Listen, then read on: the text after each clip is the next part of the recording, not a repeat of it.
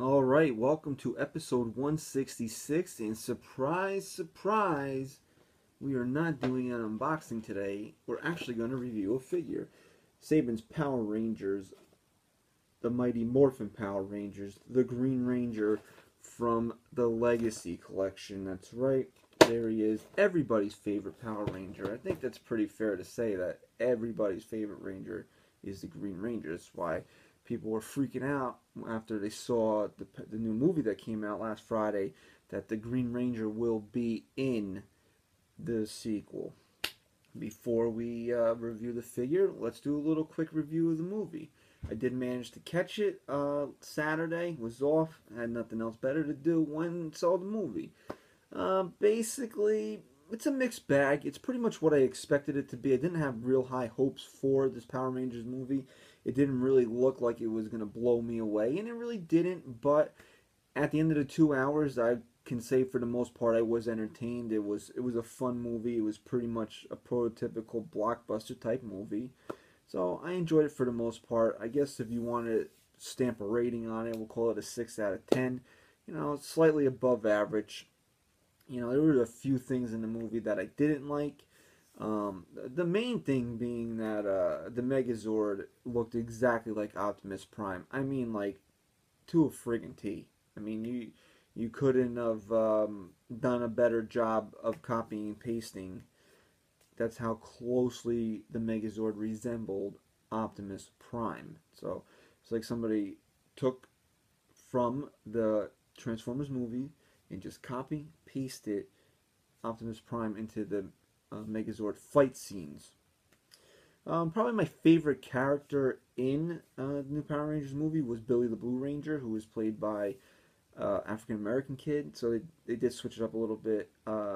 Usually, the original Power Ranger series was kind of racist. That the Yellow Ranger was an Asian girl and the Black Ranger was a black guy.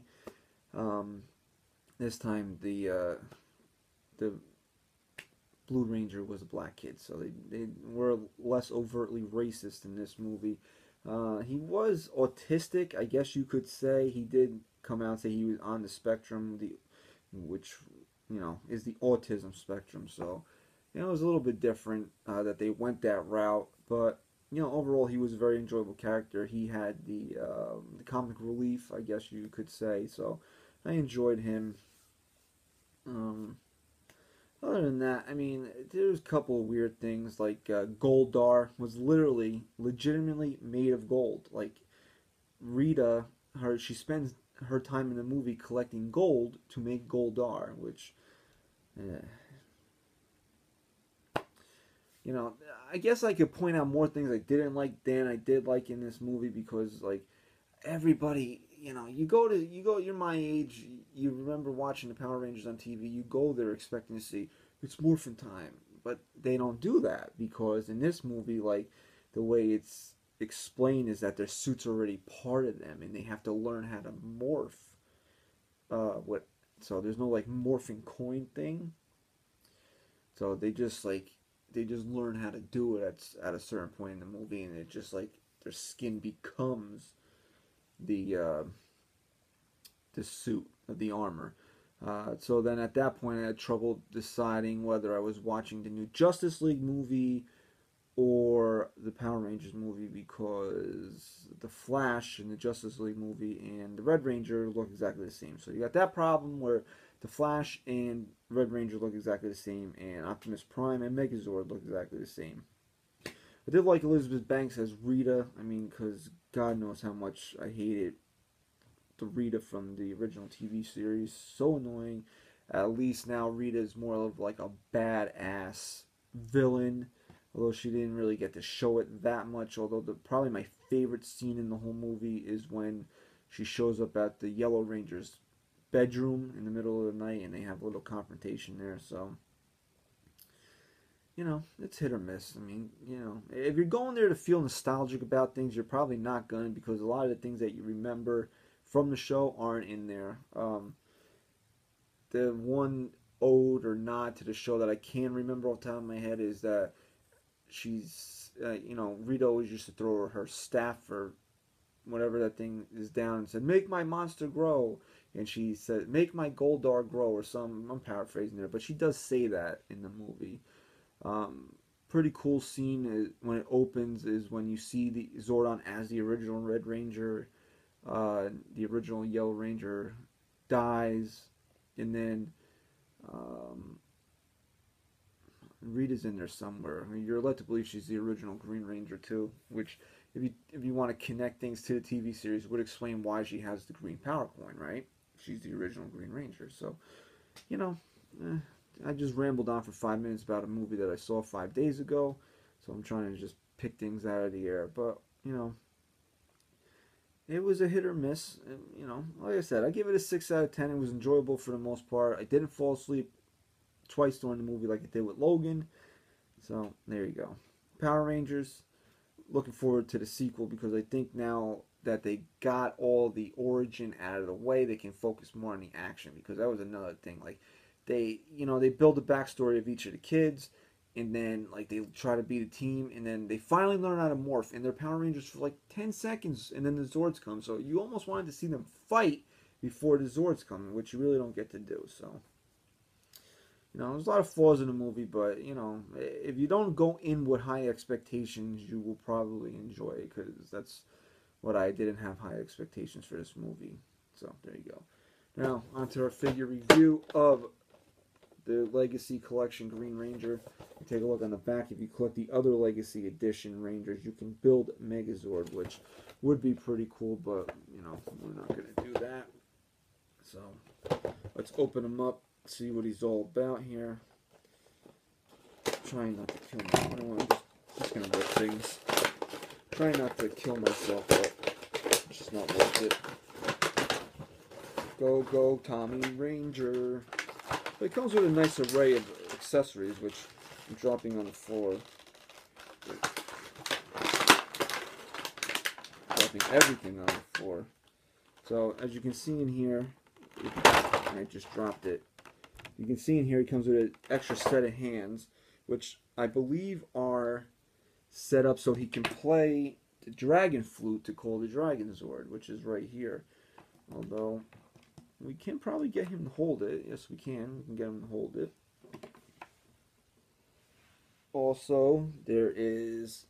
Oh, he has the holster for the Dragon Flute, which you can pop right in there. So there you go. If you want to do that. He's also got his power sword. So it comes with a decent amount of accessories. There you go if you want to.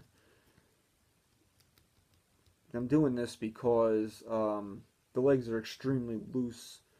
So you can do the splits there. And I don't remember seeing the Green Ranger with a six-pack there.